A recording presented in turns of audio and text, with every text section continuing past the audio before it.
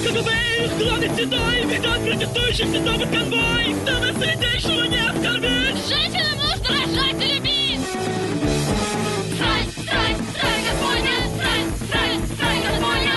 started really following the story in January of 2012, and by October 2012 we'd finished filming because the trial was over and the verdict had been reached. And then we spent a couple of months editing, which is not enough time to get the film into Sundance for January. So the whole, from beginning to end, was 1 year. So it was very quick. Так и диссиденты не были проигравшими. Терялись в всех больницах и тюрьмах, они выносили приговор режиму.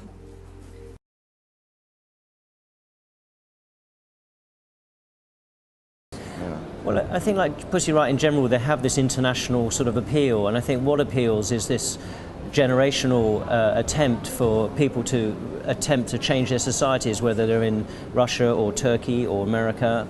So there's a lot of parallels wherever we go with the film, and it's very exciting to see it, people react to it in that way. I mean, I think Turkey is a very good example.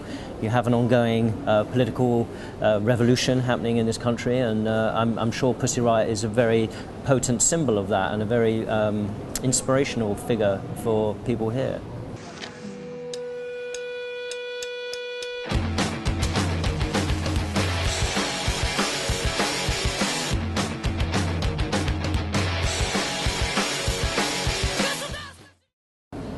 There's kind of a vibrant artist-activist scene in Moscow, and it's kind of part of a slightly larger opposition movement in Moscow. And I think that right now that movement is growing, and they definitely radicalized it and they pushed it in a new direction. Where it will go from there isn't quite clear. And I mean, it's still relatively small, but it's sort of vibrant. And I think it's just a question of a generational shift, and I think that 15, 20 years from now, the members of Pussy Riot will probably be political figureheads in some way. Like they will work they will work to influence policy.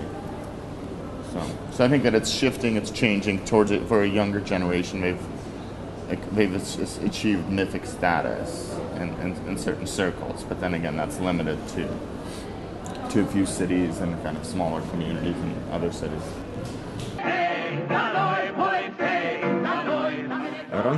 I don't think there's anything extra special about punk. I just think they were looking to cast this moment and this demonstration in a particularly provocative and noticeable fashion, and I think punk was a very obvious choice to choose. I mean, they're not a band, they're not musicians, they're not choosing a musical genre, they're choosing an artistic form of expression that, has a track record of creating a lot of attention. And I suppose it was a novelty in Russia to some extent. I mean, punk didn't quite have the traction that it had in other parts of the world, so I guess it seemed like a good idea at the time. Yeah. And I think that they also felt what they really liked about punk music is this idea that you don't have to be, that anyone can do it, that it's this sort of that it's kind of direct and abrasive and easy to understand. But then the most important thing was that, and this is such a part of punk ethos, is that anyone can take it on, anyone can do it. You don't have to be with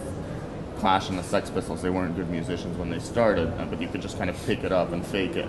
So I think that was one of the kind of the kernels of that appeal. It's accessible, yeah, and I think that's why a lot of people get into punk rock, because it's this sort of attitude that, well, yeah, you could just pick it up and figure out how to play it, and it doesn't require a great music education. It doesn't require any of those things.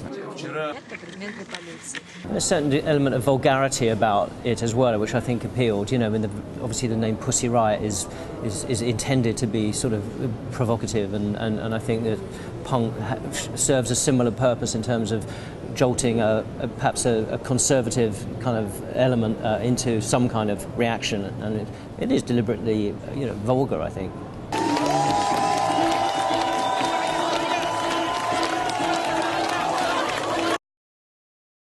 I think that they're sort of figuring out how to move forward, and there's a little bit of a debate about that, and I think that they have disagreements about.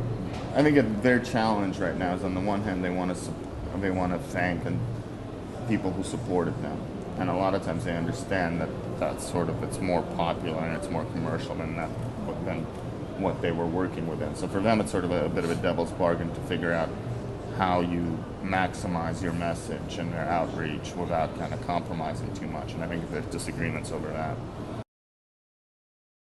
I find that a lot of times people emphasize how unique Russia is, and I think it's almost more interesting to see how similar it is to a lot of other places that are happening, both for revolutionary movements in a lot of other places, as well as the politics of a lot of places. Like I like to compare Putin to Bush, for example, in those years, because it's a sort of macho populism that has an appeal to a certain part of conservative population, but then is really repugnant to other people, and so it kind of creates this and what our film is about the radicalization of society across lines, both on the left and the right side.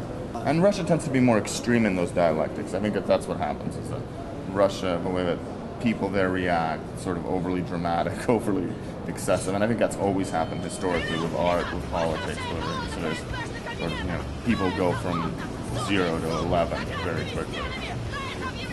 As I say, I think the similarities are more interesting than the differences, and as I said before, the reason why I think people respond to Pussy Riot in the way they have is because they recognise a similar generational struggle against conservatism and against autocracy, essentially.